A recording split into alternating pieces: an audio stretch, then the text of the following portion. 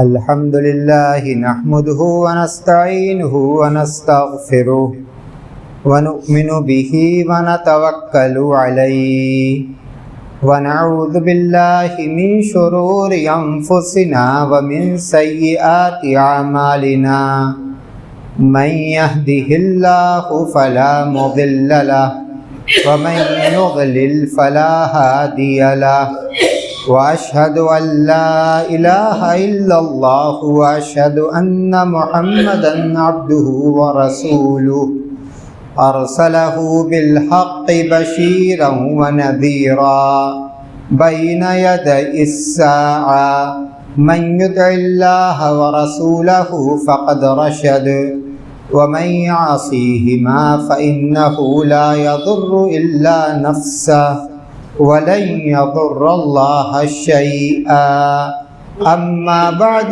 فإن خير الحديث كتاب الله وخير الهدي هدي محمد صلى الله عليه وسلم وشر الأمور محدثاتها وكل محدثة بدعة وكل بدعة ضلالة وكل ضلالة في النار فأعوذ بالله من الشيطان الرجيم بسم الله الرحمن الرحيم يوم نقول لجهنم هل امتلأت وتقول هل من مزيد وأزلفت الجنة للمتقين غير بعيد هذا ما توعدون لكل أواب حفيظ من خشي الرحمن بالغيب وجاء بقلب منيب ادخلوها بسلام ذلك يوم الخلود لهم ما يشاءون فيها ولدينا مزيد۔ برادران اسلام، محترم بزرگوں، عزیز بھائیوں، ماں اور بہنوں، اللہ کے رسول صلی اللہ علیہ وسلم کی سیرت طیبہ کا جن لوگوں نے مطالعہ کیا ہے وہ یہ بات جانتے ہیں کہ جب اللہ کے رسول صلی اللہ علیہ وسلم کی مکہ کے مشرکین کے ساتھ سن 6 ہجری میں صلح ہوئی، جس کو صلح حدیبیہ کے نام سے جانا جاتا ہے، اس کے بعد مکہ کے مشرکین کا ایک تجارتی قافلہ روم پہنچا اور روم کا حاکم ہرقل اس نے اپنے کارندوں کو اس بات کا حکم دے رکھا تھا کہ اگر عرب سے کوئی وفد آئے، کوئی قافلہ آئے تو اسے میرے پاس بلانا۔ ہرقل کو یہ بات بتائی گئی کہ ایک تجارتی قافلہ آیا ہے جو 30 افراد پر مشتمل ہے۔ ہرقل نے اس قافلے کے افراد کو اپنے محل میں طلب کیا،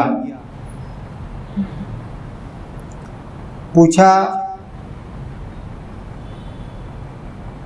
کہ تم میں سے کوئی ایسا شخص بھی ہے جو رشتہ کے اعتبار سے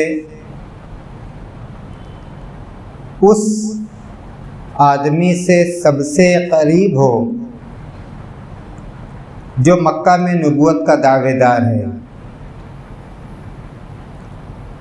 حضرت ابو سفیان رضی اللہ عنہ اس وقت تک مسلمان نہ ہوئے تھے، بنی عبد مناف سے تھے، رشتہ کے اعتبار سے اللہ کے رسول سے سب سے قریب تھے۔ انہوں نے کہا کہ ہاں، میں ان کا سب سے قریبی رشتہ دار ہوں۔ ہرقل نے کہا کہ ان کو میرے پاس بیٹھایا جائے۔ باقی افراد ٹھیک ان کے پیچھے بیٹھے۔ جو لوگ پیچھے بیٹھے ان سے یہ کہا گیا کہ ان سے کچھ باتیں پوچھی جائیں گی، بیان لیا جائے گا۔ اگر یہ اپنے بیان میں جھوٹ بولیں تو آپ لوگ ان کو جھٹلائیے گا، حقیقت کو بیان کیجیے گا۔ بیان شروع ہوا، مختلف باتیں پوچھی گئیں،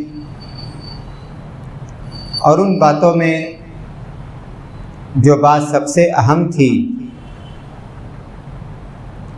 وہ یہ تھی کہ آپ یہ بتائیے کہ محمد کس بات کی دعوت دیتے ہیں، کس بات کی طرف بلاتے ہیں، ان کا مشن کیا ہے؟ جواب ملا ان نعبد اللہ وحدہ وان نترک ما کان یعبد آباؤنا ویأمرنا بالصلاۃ والصدق والعفاف والصلۃ۔ صحیح بخاری کی روایت کے الفاظ۔ یہ ہمیں اس بات کا حکم دیتے ہیں کہ ہم ایک اللہ کی عبادت کریں اور ہمارے آبا و اجداد جن کو پوجتے ہیں ان کی عبادت کو چھوڑیں۔ بالکل سچا بیان، حقیقت پر مبنی، اسلام کی دعوت کا آغاز اسی توحید سے ہوتا ہے۔ اسی کے لیے تو اللہ تبارک و تعالی نے انس و جن کو پیدا فرمایا، وما خلقت الجن والانس الا لیعبدون۔ قرآن کریم میں اللہ نے فرمایا کہ ہم نے انسانوں اور جنوں کو صرف اس لیے پیدا کیا تاکہ وہ میری عبادت کریں۔ مفسرین کہتے ہیں اے لیوحدون، یعنی صرف توحید، ایک اللہ کی عبادت کریں۔ وما امروا الا لیعبدوا اللہ مخلصین لہ الدین۔ انہیں صرف اس بات کا حکم دیا گیا کہ وہ ایک اللہ کی توحید کو مانے، عقیدہ و عمل کے اعتبار سے، عقیدہ و عمل کے اعتبار سے۔ اللہ کے رسول صلی اللہ علیہ وسلم نے حضرت معاذ رضی اللہ تعالی عنہ کو اپنا نمائندہ بنا کر یمن بھیجا۔ اس موقع پر اللہ کے رسول صلی اللہ علیہ وسلم نے حضرت معاذ سے کہا فَلْيَكُنْ أَوَّلَ مَا تَدْعُوهُمْ إِلَيْهِ شَهَادَةُ أَن لَا إِلَهَ إِلَّا اللَّهِ۔ سب سے پہلے آپ انہیں جس بات کی دعوت دیں گے وہ ایک اللہ کی توحید کا اقرار ہوگا، ایک اللہ کے علاوہ کوئی معبود برحق نہیں، اور محمد صلی اللہ علیہ وسلم اللہ کے بندہ اور اس کے رسول ہیں۔ مشہور حدیث، اللہ کے رسول صلی اللہ علیہ وسلم نے فرمایا بنی الاسلام علی خمس، اسلام کی عمارت 5 باتوں پر قائم ہے۔ ان 5 باتوں میں سب سے پہلی بات اس بات کا اقرار، اس بات کی گواہی، اس بات کی شہادت کہ ایک اللہ کے علاوہ کوئی معبود برحق نہیں، اور محمد صلی اللہ علیہ وسلم اللہ کے بندہ اور اس کے رسول ہیں۔ سب سے پہلا واجب، سب سے پہلا فریضہ جو ایک انسان پر عائد ہوتا ہے وہ یہی ہے کہ وہ ایک اللہ تبارک و تعالیٰ کی وحدانیت کا اقرار کرے۔ آج ارتداد کے فتنے کی بات کی جاتی ہے، حقیقت تو یہ ہے کہ ایک مسلمان اس کو اس کے دین سے جو محبت ہونی چاہیے، دین کی اس کے نظر میں جو اہمیت ہونی چاہیے، دین کی اس کے دل میں جو محبت ہونی چاہیے، نہ وہ اہمیت ہے، نہ دین کے بارے میں اس کو ضروری معلومات ہیں، اور نہ دین کی اہمیت کو وہ سمجھتا ہے۔ دین کی اہمیت کیا ہے؟ ایک مسلمان دین میں جب داخل ہوتا ہے، ایک انسان جب مسلمان بنتا ہے، کلمہ پڑھتا ہے، کلمہ کا پہلا حصہ لا الہ، کوئی معبود برحق نہیں، کوئی معبود برحق نہیں، مطلب کیا ہے؟ یعنی جتنی چیزوں کی عبادت کی جاتی ہے اس روئے زمین پر، ہم اس بات کا اقرار کریں کہ ان تمام کی عبادت غلط اور باطل ہے، الا اللہ، سوائے اللہ کے، یعنی اللہ کی عبادت کے علاوہ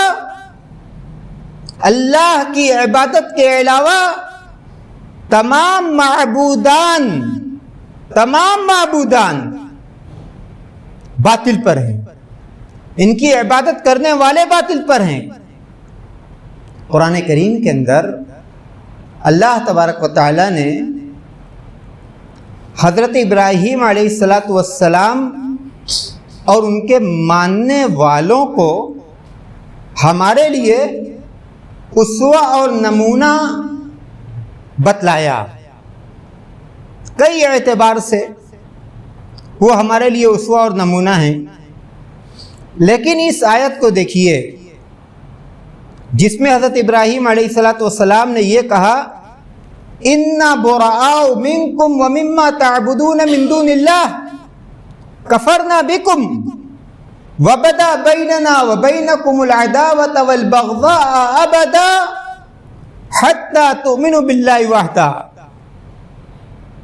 اپنے گھر کے لوگوں سے، اپنے رشتہ داروں سے، اپنی قوم کے لوگوں سے صاف صاف کہہ دیا کہ دین کے اعتبار سے ہمارے اور تمہارے درمیان کوئی رشتہ نہیں، ہم سب گوارا کر لیں گے، لیکن جہاں بات دین کی آئے گی، جہاں بات حق کی آئے گی، وہاں کوئی مداہنت نہیں، کوئی نرمی نہیں۔ اسلام کے اندر کوئی تیسرا راستہ نہیں ہے، وَمَن يَكْفُرْ بِالطَّاغُوتِ وَيُؤْمِن بِاللَّهِ فَقَدِ اسْتَمْسَكَ بِالْعُرْوَةِ الْوُثْقَىٰ. یہ لا الہ الا اللہ کا معنی ہے. جس نے طاغوت کا انکار کیا، پہلے طاغوت کا انکار کرنا ہے، پہلے دل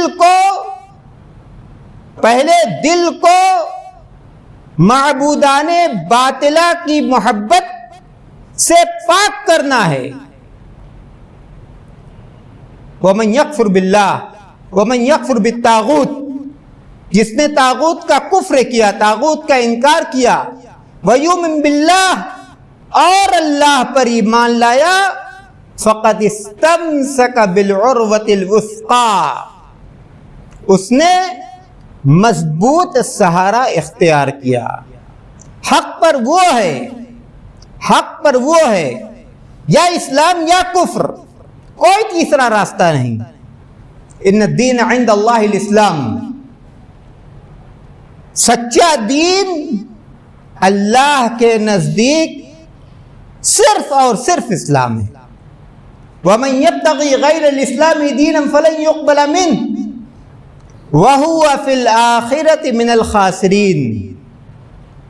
جس نے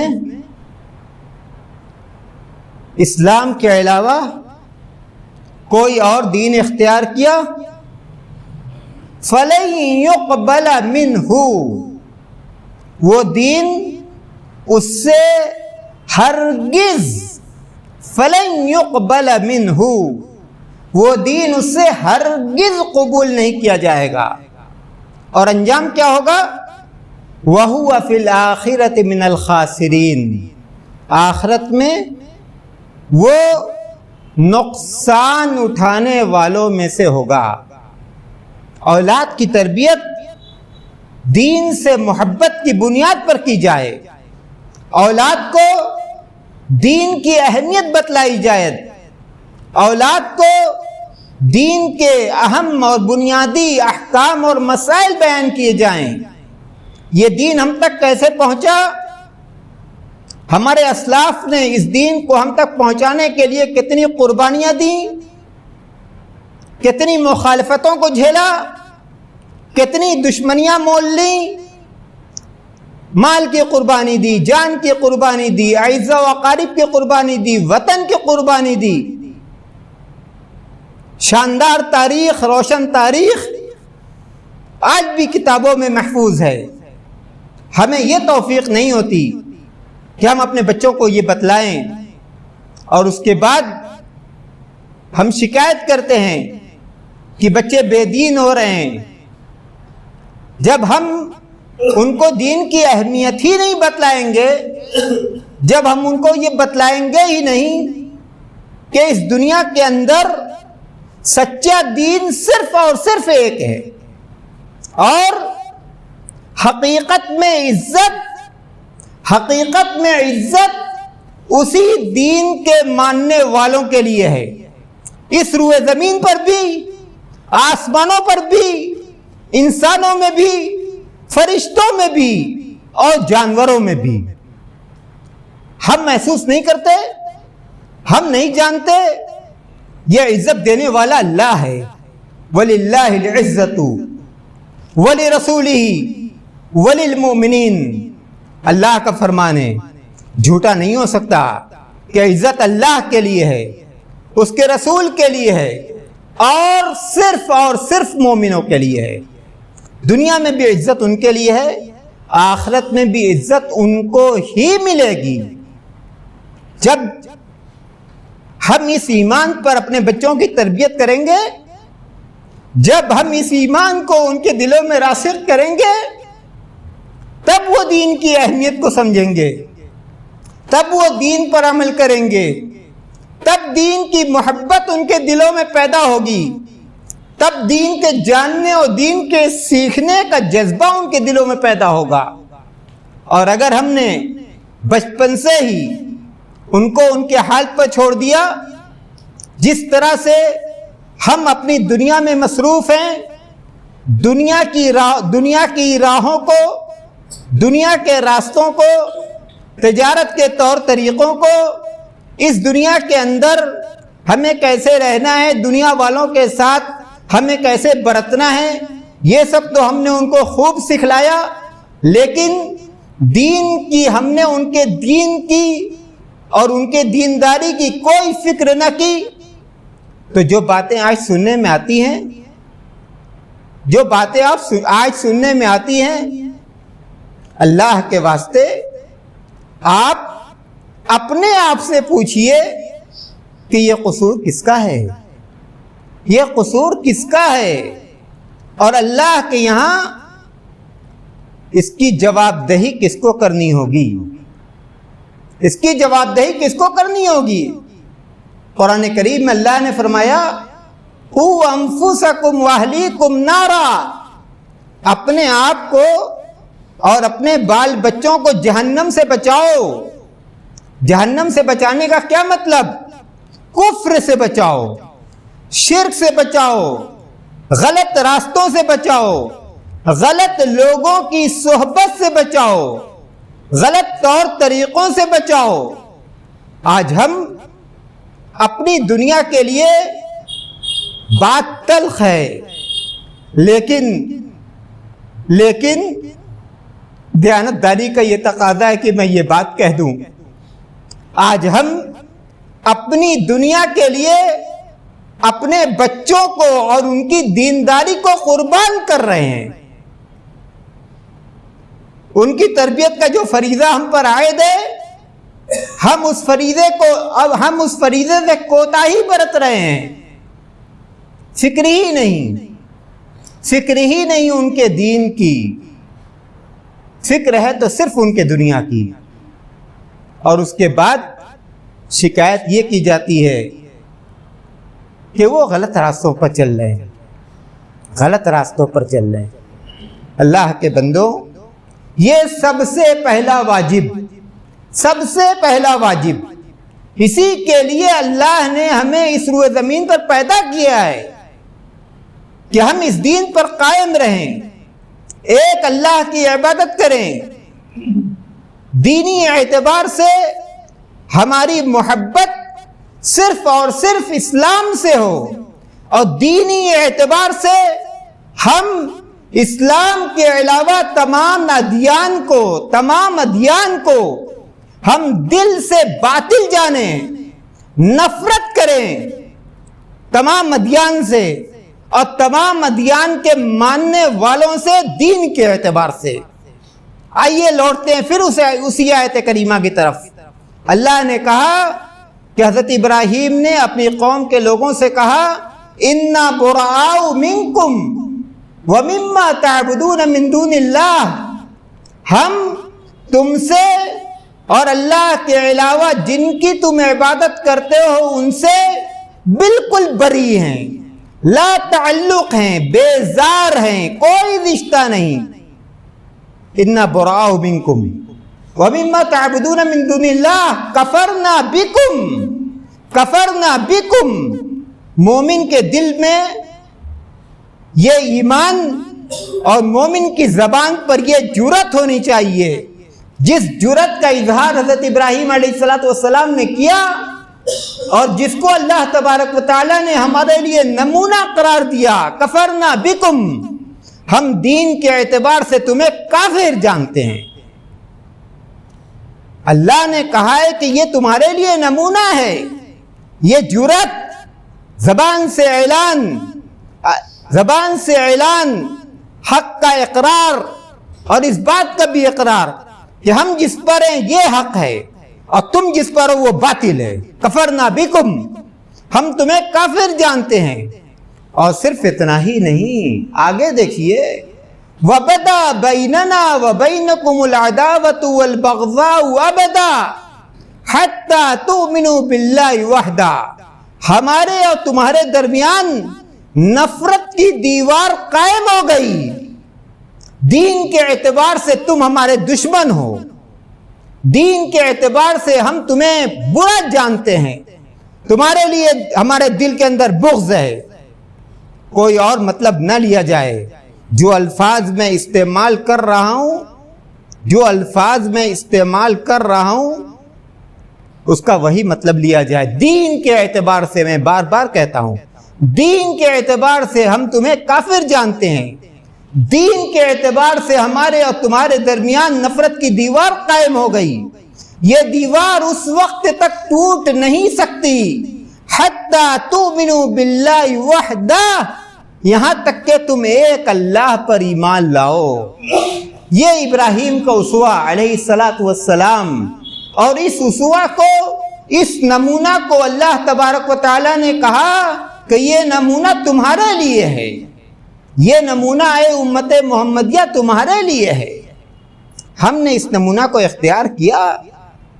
جو جرأت، جو بے باکی، جو محبت، جو استقامت، جو استقلال، جس کا بیان اس آیت کریمہ میں ہے، کاش کہ یہ جرأت، کاش کہ یہ بے باکی، کاش کہ دین سے یہ محبت، کاش کہ یہ استقامت آج ہم مسلمانوں میں پیدا ہو جائے۔